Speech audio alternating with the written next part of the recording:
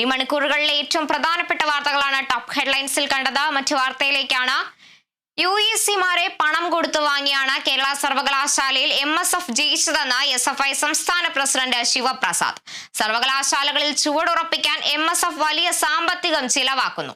MSF-ന് എവിടെ നിന്നാണ് ഇത്ര സാമ്പത്തികമെന്നും വർഗീയ മതസംഘടനകൾ ഇവർക്ക് ഫണ്ട് ചെയ്യുന്നുണ്ടോ എന്നും ശിവപ്രസാദ്. വലിയ സാമ്പത്തികം MSF വിദ്യാഭ്യാസ മേഖലയിൽ ചുവടുറപ്പിക്കാൻ വേണ്ടി ചെലവഴിക്കുന്നു. എവിടുന്നാണ് MSF-ന് ഈ തുക ചെലവഴിക്കാൻ എവിടുന്നാണ് കിട്ടുന്നത്?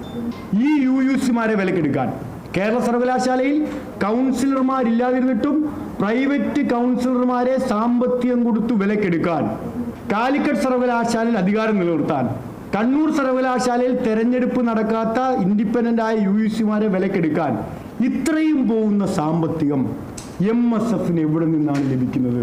ലീഗ് കൊടുക്കുന്നതാണോ, അതോ ജമാഅത്ത് ഇസ്ലാമി കൊടുക്കുന്നതാണോ, അതോ മറ്റേതെങ്കിലും വർഗീയ മതമൗലിക സംഘടനകൾ ഇവർക്ക് ഫണ്ട് ചെയ്യുന്നുണ്ടോ?